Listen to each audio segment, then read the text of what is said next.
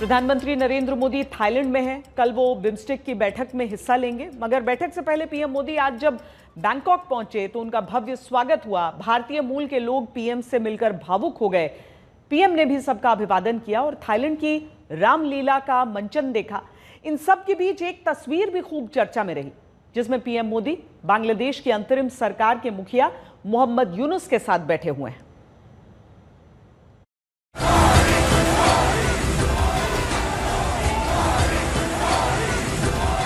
छठवें बिम्स्टेक शिखर सम्मेलन में भाग लेने प्रधानमंत्री नरेंद्र मोदी थाईलैंड पहुंचे तो उनका भव्य स्वागत किया गया। पीएम थाईलैंड पहुंचे तो भारतीय मूल के लोगों का तांता लगा हुआ था। हर आदमी पीएम मोदी की एक झलक के लिए लालायित था। हर आदमी पीएम मोदी से हाथ मिलाना चाहता था। पीएम से मिलकर महिलाएं तो भावुक हो गईं। पीएम मोदी भी लोगों से अपनेपन के साथ मिले।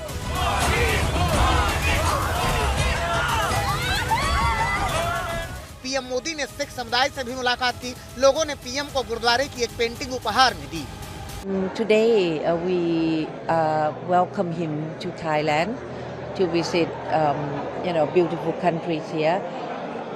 As he was presenting the BIMSTEC meeting, and we have seen the mixture of Thai and Indian culture in the dancing of Khon, Ramakian, which is, was very beautiful and well danced. Very happy that to present our performance Ramayana and Ramakian combination of both countries, Thai classical and Bharatanatyam of India, and in front of Prime Minister and all the embassy and all the distinguished guests. I am so amazing time to present today, ma'am. Ramayan का मंचन देखने के बाद PM Modi ने Bangkok में Thailand की PM Paetongtarn Shinawatra ने PM Modi से मुलाकात की। दोनों चहलकदमी करते हुए नजर आए। इसके बाद दोनों प्रधानमंत्रियों के बीच द्विपक्षीय बातचीत हुई। मुलाकात और बात के बाद विजिटर बुक में पीएम ने हस्ताक्षर किए और फिर मोदी ने लोगों को संबोधित किया। उन्होंने 28 मार्च को भूकंप में जिन लोगों ने जान गंवाई उन्हें श्रद्धांजलि दी और फिर थाईलैंड के साथ रिश्तों पर अपनी बात रखी।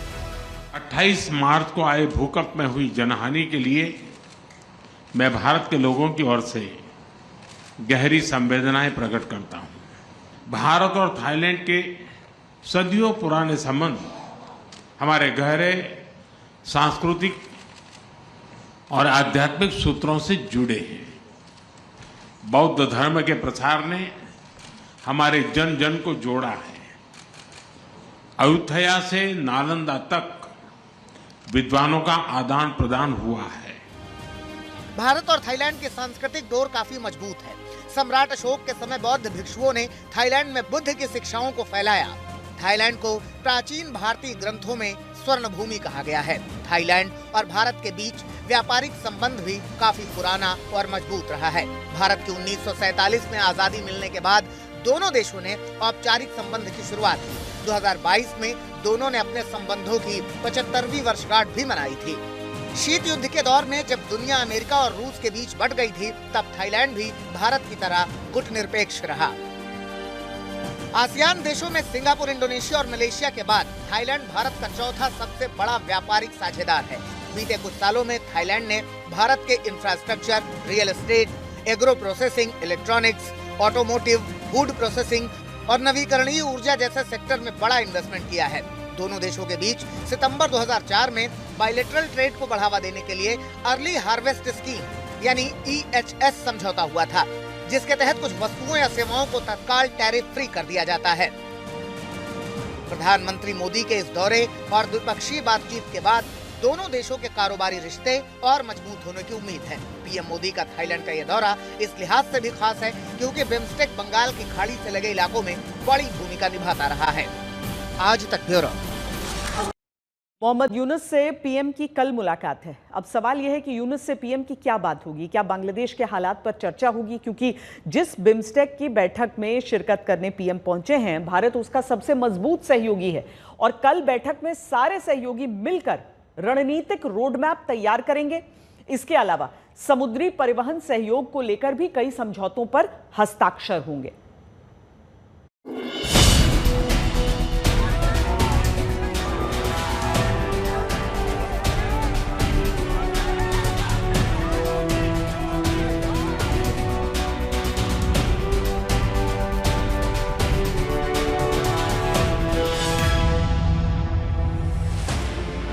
एक ऐसा सम्मेलन जो चीन की धड़कनें बढ़ाने वाला है, बिम्स्टेक। एक ऐसा सम्मेलन जो चीन की नींदें उड़ाने वाला है, बिम्स्टेक। एक ऐसा सम्मेलन जिसमें दिखेगा भारत का दम। जी हां, 4 अप्रैल यानी कल बैंकॉक में Bengal initiative for sectoral technical and economic cooperation यानी बिम्स्टेक का 6ठा शिखर सम्मेलन आयोजित किया जाएगा। प्रधानमंत्री नरेंद्र मोदी भी इस सम्मेलन में भाग लेने के लिए बैंकॉक पहुंच चुके हैं। बैंकॉक से ही एक तस्वीर ये आई है जिसको लेकर खूब चर्चे हो रहे हैं। डाइनिंग टेबल पर नरेंद्र मोदी के साथ बांग्लादेश की अंतरिम सरकार के मुखिया मोहम्मद यूनुस बैठे हुए हैं। माना जा रहा है कि कल मोहम्मद यूनुस से पीएम मोदी की औपचारिक बातचीत होगी। ये बातचीत इसलिए महत्वपूर्ण है क्योंकि बांग्लादेश को लेकर खबरें आई थी कि वहां सेना तख्ता पलट कर सकती है।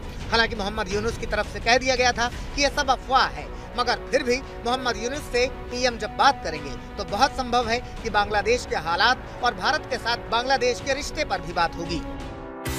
इस शिखर सम्मेलन का आयोजन 30 मार्च 2022 को कोलंबो में हुए शिखर सम्मेलन के बाद हो रहा है और इसका नया विषय है समृद्ध, लचीला और खुला बिम्स्टेक। यह विषय क्षेत्रीय एकीकरण और आर्थिक सहयोग को बढ़ावा देने की प्रतिबद्धता को दर्शाता है। सम्मेलन का मुख्य उद्देश्य बांग्लादेश, भूटान, भारत, म्यांमार, नेपाल, श्रीलंका और थाईलैंड के बीच साझा सुरक्षा और विकास से जुड़ी चुनौतियों का समाधान करना है। 6वें बिम्स्टेक शिखर सम्मेलन में प्रमुख घोषणाओं में शिखर सम्मेलन घोषणा पत्र को अपनाना शामिल होगा, जो नेताओं के दृष्टिकोण और निर्देशों को दर्शाएगा। इसके अलावा बैंकॉक विजन 2030 नाम का रणनीतिक रोड मैप तैयार किया जाएगा, जो भविष्य में सहयोग को दिशा देगा। क्षेत्रीय संपर्क बढ़ाने के लिए सभी सदस्य देश समुद्री परिवहन सहयोग समझौते पर हस्ताक्षर करेंगे, जिसमें बंगाल की खाड़ी में व्यापार और यात्रा को बढ़ावा मिलेगा। प्रधानमंत्री मोदी का थाईलैंड दौरा बहुत ही महत्वपूर्ण है क्योंकि बिम्स्टेक की बैठक में प्रधानमंत्री मोदी का सम्मिलित होना यह दिखाता है कि इस क्षेत्र में भारत की भूमिका जो बढ़ती जा रही है और इस क्षेत्र को जो चुनौतियां मिलने वाली हैं या जो चुनौती अभी है, जैसे चीन का आक्रामक विस्तार, इस इंडियन ओशन रीजन में चीन ने जिस तरीके से अपनी आक्रामक विस्तारवादी नीतियां दिखाई हैं और जिसके कारण से न सिर्फ क्षेत्रीय संप्रभुता को खतरा हो रहा है इस रीजन के देशों को, बल्कि उनकी आर्थिक संप्रभुता भी खतरे में है। ऐसे में भारत एक महत्वपूर्ण भूमिका निभा सकता है, जिसमें बिम्स्टेक एक महत्वपूर्ण संस्था बनकर के उभरेगी और बिम्स्टेक के माध्यम से भारत इस क्षेत्र के देशों को उनकी क्षेत्रीय संप्रभुता और आर्थिक संप्रभुता को सुरक्षित करने में एक मददगार साबित होगा। ये संगठन दक्षिण एशिया और दक्षिण पूर्व एशिया के 7 देशों को एक साथ लाकर क्षेत्रीय मामलों में एक प्रभावशाली ताकत बनेगा। एक ऐसा ऑर्गेनाइजेशन हो जो कि कनेक्टिविटी को प्रमोट करे, एग्रीकल्चर, ट्रेड, कॉमर्स इत्यादि को प्रमोट करे, और इसी का बिम्स्टेक के माध्यम से इसी ढंग का प्रयास हो रहा है। सार्क को हम देख चुके हैं, वहाँ पे हम सार्क में नहीं कर पा रहे हैं, पाकिस्तान के जो उसमें रोड़े डालने की कोशिश करता है उसका से। तो यह अब हमारी कोशिश यह है, भारत की कोशिश यह है कि बिम्स्टेक के माध्यम से बांग्लादेश, भूटान, म्यांमार, नेपाल, थाईलैंड, श्रीलंका इत्यादि देशों को जोड़ने की कोशिश हो। तो ट्रांसपोर्ट बहुत इंपॉर्टेंट है, जो लोगों का जो कम्युनिकेशन है वो बहुत इंपॉर्टेंट है। चूँकि बे ऑफ बंगाल का ये सारा क्षेत्र है, तो बे ऑफ बंगाल अभी फ्यूचर में एक इमर्जिंग एक क्षेत्र के रूप में देखा जाता है। बिम्स्टेक की स्थापना 1997 में हुई थी और अब तक 5 शिखर सम्मेलन हो चुके हैं। ये संगठन 7 प्रमुख क्षेत्रों पर ध्यान केंद्रित करता है। ये क्षेत्र है कृषि, कनेक्टिविटी, पर्यावरण, सुरक्षा, व्यापार और निवेश। इसके अलावा 8 उप क्षेत्रों पर भी ध्यान दिया गया है, जैसे ब्लू इकोनॉमी, आपदा प्रबंधन और स्वास्थ्य। बिम्स्टेक एक नए क्षेत्रीय आर्थिक कार्यक्रम को लेकर के आगे आएगा, जिसमें जो छोटे छोटे देश हैं उनकी आर्थिक चिंताओं को ध्यान में रखते हुए एक क्षेत्रीय आर्थिक कॉरिडोर बनाया जाना चाहिए, जिसमें भारत की भूमिका महत्वपूर्ण है। भारत जो बिम्स्टेक के संस्थापक सदस्यों में से एक है, सुरक्षा, ऊर्जा और आपदा प्रबंधन जैसे क्षेत्रों में क्षेत्रीय सहयोग की अगुवाई कर रहा है। प्रधानमंत्री नरेंद्र मोदी ने 2016 में गोवा में बिम्स्टेक नेताओं की रिट्रीट का आयोजन किया था और 5वें बिम्स्टेक शिखर सम्मेलन में संस्थागत क्षमता को मजबूत करने के लिए $1 मिलियन की वित्तीय सहायता की घोषणा की थी। बिम्स्टेक को प्रमोट करना बहुत ही ज़रूरी है, लेकिन आवश्यकता यह है कि मैरीटाइम ट्रेड, जो जनरल ट्रेड होते हैं वह जो रोड के माध्यम से, रोड कनेक्टिविटी के माध्यम से, तो वैसे में फिर मुझे लगता है कि काफ़ी स्कोप है प्रमोट करने का। और जो डिजिटल कनेक्टिविटी, एनर्जी कनेक्टिविटी में काफ़ी काम हो रहे थे, नेपाल, बांग्लादेश, भारत के बीच में ट्रांसपोर्ट पे काफ़ी काम हो रहा था, तो उसको फिर से मजबूत करने की ज़रूरत है। और बिम्स्टेक एक सही संस्था है जिसके माध्यम से कनेक्टिविटी इशू को मजबूत किया जा सकता है। इस क्षेत्र में जो हिस्टोरिकल लिंकेजेस था उसको रीस्टैब्लिश किया जा सकता है। भारत ने अब सार्क की तुलना में बिम्स्टेक को ज्यादा महत्व देना शुरू कर दिया है। सार्क के सदस्य देशों में पाकिस्तान के शामिल होने के कारण कई बार गतिरोध पैदा हुआ, जिससे इसका प्रभाव कम हो गया। 2016 में उरी हमले के बाद से सार्क का कोई सम्मेलन नहीं हुआ, जिससे ये मंच निष्क्रिय हो गया है। वहीं बंगाल की खाड़ी क्षेत्र में चीन के बढ़ते प्रभाव को संतुलित करने के लिए भी भारत बिम्स्टेक को प्राथमिकता दे रहा है। बिम्स्टेक में भारत की स्थिति बहुत मजबूत है, क्योंकि वो दुनिया की 5वीं सबसे बड़ी अर्थव्यवस्था है। इस मंच के माध्यम से भारत अपने पूर्वी पड़ोसी देशों के साथ मजबूत संबंध बना रहा है, जिससे चीन की चुनौती का प्रभावी रूप से मुकाबला किया जा सकेगा। आज तक ब्यूरो। बिम्स्टेक की तरह ही भारत एक्ट ईस्ट पॉलिसी के जरिए भी अपनी ताकत दिखा रहा है। एक्ट ईस्ट पॉलिसी के जरिए भारत आसियान देशों और पूर्वी एशियाई देशों के साथ गहरे संबंध बना रहा है, ताकि व्यापार, निवेश, सुरक्षा और सांस्कृतिक साझेदारी को बढ़ावा दिया जा सके।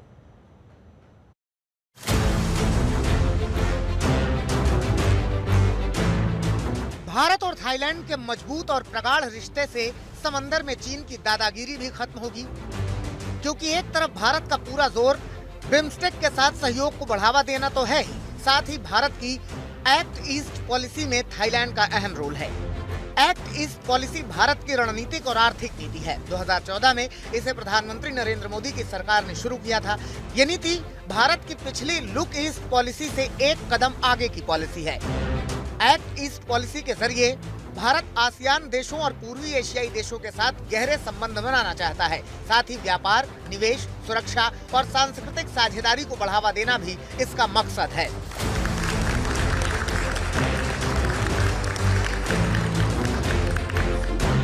भारत की एक्ट ईस्ट पॉलिसी भारत का न सिर्फ व्यापारिक बल्कि सांस्कृतिक संबंध का एक विस्तार है, जिसमें भारत के जो सांस्कृतिक संबंध रहे हैं साउथ ईस्ट एशिया के देशों के साथ, वो संबंध का विस्तार करने का प्रयास प्रधानमंत्री मोदी के नेतृत्व में पिछले 10 सालों में किया जा रहा है।